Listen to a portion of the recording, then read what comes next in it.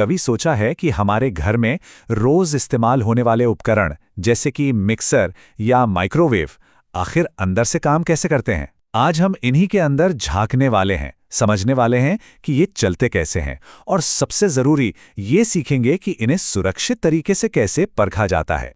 ये हम सब के साथ होता है ना? 1 मिनट पहले मिक्सर बढ़िया चल रहा था और अगले ही पल सब बंद। पर ऐसा होता क्यों है? चलिए आज इसी राज से पर्दा उठाते हैं और इससे समझने की कोशिश करते हैं। तो आज हम क्या क्या जानने वाले हैं, ये रहा हमारा सफर। हम शुरू करेंगे बिल्कुल बेसिक से, फिर देखेंगे कि एक तकनीशियन के जरूरी औजार कौन से हैं, फिर मिक्सर और माइक्रोवेव जैसे असल उपकरणों के उदाहरण देखेंगे और आखिर में जो सबसे जरूरी है वो है सुरक्षा। ठीक है, तो चलिए शुरू करते हैं। किसी भी उपकरण को हाथ लगाने से पहले ये समझना जरूरी है कि इनको पावर कहाँ से मिलती है और कौन सी चीजें हैं जो इन्हें खतरे से बचाती हैं। ये हमारे घर के अनदेखे गार्ड हैं। तो करंट जरूरत से ज्यादा क्यों बहता है? इसके 2 मुख्य कारण होते हैं। पहला है ओवरलोड, मतलब आपने एक ही सॉकेट में केतली, जूसर, माइक्रोवेव सब कुछ लगा दिया, वायरिंग इतना लोड नहीं झेल पाती। और दूसरा जो ज्यादा खतरनाक है वो है शॉर्ट सर्किट। इसमें क्या होता है कि 2 तार लाइव और न्यूट्रल आपस में टकरा जाते हैं, शायद इंसुलेशन खराब होने की वजह से, और इससे करंट का एक बहुत बड़ा झटका लगता है। और इन्हीं समस्याओं से हमें बचाने के लिए हमारे घरों में 2 हीरो लगे होते हैं, एक है फ्यूज और दूसरा है एमसीबी यानी मिनिएचर सर्किट ब्रेकर। फ्यूज का काम करने का तरीका बड़ा सीधा साधा है। उसके अंदर एक पतली सी तार होती है। जैसे ही करंट लिमिट से ज्यादा हुआ, वो तार गर्मी से पिघल जाती है और सर्किट टूट जाता है, कनेक्शन खत्म। पर इसमें एक दिक्कत है, ये एक सैक्रिफिशियल डिवाइस है, मतलब एक बार काम तमाम तो इसे बदलना ही पड़ेगा। अब आते हैं एमसीबी पर। ये फ्यूज का आप कह सकते हैं एक मॉडर्न और स्मार्ट वर्जन है। ये एक ऑटोमेटिक स्विच जैसा है। जैसे ही इसे खतरा महसूस होता है, ये अपने आप ट्रिप हो जाता है, यानी ऑफ हो जाता है। और सबसे बढ़िया बात, प्रॉब्लम ठीक करके आप इसे बस ऊपर कर दीजिए और ये फिर से ऑन। लेकिन सवाल यह है कि एमसीबी को यह पता कैसे चलता है कि आप ट्रिप करना है? आखिर इस छोटी सी चीज के अंदर ऐसा क्या है जो इतना स्मार्ट है कि खुद ही फैसला कर लेता है? तो चलिए एमसीबी के अंदर झांक कर देखते हैं। देखिए, यहां पावर आने और जाने के लिए टर्मिनल्स हैं। एक मैग्नेटिक कॉइल है, ये शॉर्ट सर्किट जैसे बड़े करंट सर्ज पर फौरन रिएक्ट करती है। लेकिन असली खिलाड़ी है ये बाई मेटालिक स्ट्रिप। ये धीरे धीरे बढ़ने वाले करंट यानी ओवरलोड से बचाती है। इसके अलावा स्पार्क को बुझाने के लिए आर्क चोट्स और मैनुअल ऑन ऑफ स्विच तो हैं ही। हमारा फोकस रहेगा इस बाई मेटालिक स्ट्रिप पर। तो ये बाई मेटालिक स्ट्रिप क्या बला है? देखिए, बाई का मतलब होता है 2। ये पट्टी 2 अलग अलग मेटल, मान लीजिए स्टील और पीतल, को जोड़कर बनाई जाती है। और इनकी खासियत यह है कि गर्मी मिलने पर दोनों अलग अलग दर से फैलते हैं। तो जब करंट बढ़ता है और स्ट्रिप गर्म होती है तो ये मुड़ जाती है, और बस यही मुड़ना एमसीबी के ट्रिप होने का राज है। तो पूरा प्रोसेस कैसे काम करता है? देखिए, सामान्य हालात में करंट आराम से बह रहा है, स्विच ऑन है। अब जैसे ही ओवरलोड हुआ, मतलब करंट थोड़ा ज्यादा हो गया, तो ये बाई मेटालिक स्ट्रिप धीरे धीरे गर्म होने लगती है। गर्म होकर ये मुड़ती है और जैसे ही मुड़ती है, ये उस लैच को धक्का दे देती है जो स्विच को पकड़े हुए था। लैच हटा और स्प्रिंग के जोर से स्विच ऑफ पोजीशन में आ जाता है। सर्किट टूट गया। सर्किट की सेफ्टी तो हम समझ गए। अब आते हैं अपने अगले सेक्शन पर। एक तकनीशियन के पास ऐसे कौन से औजार होते हैं जिससे वो इस अदृश्य बिजली को देख सकता है और समस्या का पता लगा सकता है? शायद सबसे पहला और सबसे जरूरी टूल है ये फेज टेस्टर या लाइन टेस्टर।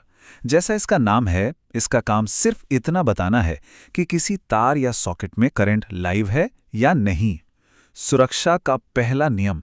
बाहर से तो ये एक सिंपल सा स्क्रू ड्राइवर लगता है, पर इसके अंदर सिंपल सी साइंस है। जब हम इसकी नोक को लाइव तार से छूते हैं और इसकी कैप पर उंगली रखते हैं, तो हमारे शरीर के जरिए एक बहुत ही मामूली सा करंट पास होता है, इतना कम कि पता भी न चले।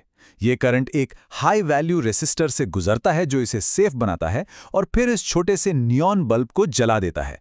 बल्ब जला मतलब लाइन चालू है। और ये है मल्टीमीटर, एक तकनीशियन का आप कह सकते हैं स्विस आर्मी नाइफ। मल्टी मतलब कई, और ये सच में कई चीजें नाप सकता है। वोल्टेज, करंट, रेजिस्टेंस, ये सब कुछ नाप सकता है। इससे समस्या का पता लगाना बहुत आसान हो जाता है। मल्टीमीटर का एक सुपर यूजफुल फंक्शन है कंटिन्यूटी टेस्ट। इसका काम है ये चेक करना कि कोई तार या सर्किट बीच में से टूटा हुआ तो नहीं है।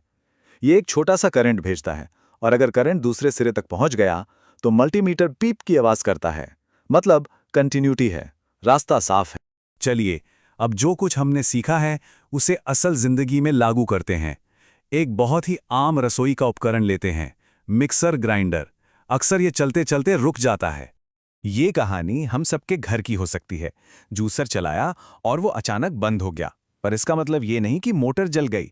असल में ये एक सुरक्षा सुविधा है जो काम कर रही है। तो अगर मिक्सर भी अचानक रुक जाए तो टेंशन मत लीजिए, बस ये सिंपल स्टेप्स फॉलो कीजिए। सबसे पहला और ज़रूरी काम, प्लग निकाल दीजिए। फिर 2-3 मिनट मोटर को ठंडा होने दीजिए। जार में अगर ज़्यादा सामान है तो उसे कम कीजिए और फिर मिक्सर को उल्टा कीजिए। वहां आपको एक छोटा सा लाल बटन दिखेगा, यही है ओवरलोड प्रोटेक्टर। उसे जोर से दबाइए, बस वो रीसेट हो गया। अब प्लग लगाकर चलाकर देखिए। मिक्सर ग्राइंडर तो आसान था। अब थोड़ा आगे बढ़ते हैं और एक ज्यादा जटिल उपकरण को देखते हैं, माइक्रोवेव ओवन। यहां मरम्मत से ज्यादा सुरक्षा जरूरी है। एक बात बिल्कुल साफ साफ समझ लीजिए, माइक्रोवेव ओवन बहुत खतरनाक हो सकता है। इसके अंदर बहुत ज्यादा हाई वोल्टेज होता है और ये वोल्टेज प्लग निकालने के बाद भी अंदर मौजूद रह सकता है। ये कुछ हिस्से हैं जो माइक्रोवेव को इतना रिस्की बनाते हैं। हाई वोल्टेज ट्रांसफार्मर, जो घर के वोल्टेज को कई हजार वोल्ट तक बढ़ा देता है। मैग्नेट्रॉन, जो माइक्रोवेव पैदा करता है। और सबसे ज्यादा ध्यान देने वाली चीज, हाई वोल्टेज कैपेसिटर। ये ऐसी चीज है जो बिजली जाने के बाद भी चार्ज स्टोर करके रखती है। इन्हें बिना जानकारी के कभी हाथ नहीं लगाना चाहिए। ये जो कैपेसिटर है ना, इसे आप एक छोटी सी लेकिन बहुत शक्तिशाली बैटरी समझ सकते हैं, जो प्लग निकालने के बाद भी चार्ज रहती है। और इसका चार्ज इतना मजबूत हो सकता है कि जानलेवा झटका दे सके। इसलिए माइक्रोवेव के अंदर कोई भी काम शुरू करने से पहले इस कैपेसिटर को डिस्चार्ज करना, यानी इसके चार्ज को खत्म करना, सबसे ज़रूरी कदम है। ये एक ऐसा काम है जिसे सिर्फ प्रशिक्षित प्रोफेशनल को ही करना चाहिए। पर यह जानना जरूरी है कि होता कैसे है।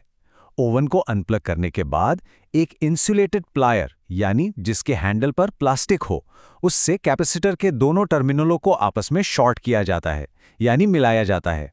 ऐसा करने से एक हल्की सी चिंगारी निकलती है और सारा जमा चार्ज खत्म हो जाता है। ये कदम किसी भी दूसरे काम से पहले करना ही करना है। तो हमने उपकरण देख लिए, औजार देख लिए। अब हम आते हैं अपने आखिरी लेकिन सबसे महत्वपूर्ण सेक्शन पर, कार्यस्थल पर सुरक्षा। ये वो नियम है जो हर इलेक्ट्रिकल काम की बुनियाद है। यहाँ कुछ बहुत ही बेसिक लेकिन जिंदगी बचाने वाले नियम हैं। बाईं तरफ वो चीजें हैं जो कभी नहीं करनी है, जैसे गीले हाथों से काम करना या टूटे फूटे तारों का इस्तेमाल करना। और दाईं तरफ वो अच्छी आदतें हैं जो हमेशा अपनानी हैं। इंसुलेटेड औजारों का इस्तेमाल करना और काम करने की जगह को साफ और सूखा रखना। ये एक ऐसी चीज है जो शायद जान बचा सकती है। अगर कभी बिजली से आग लग जाए तो भूल कर भी उस पर पानी मत डालिएगा।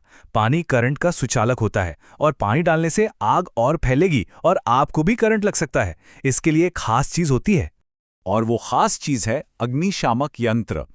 इसे इस्तेमाल करने का एक सिंपल फॉर्मूला है, PASS। P यानी पिन को पुल करो, खींचो।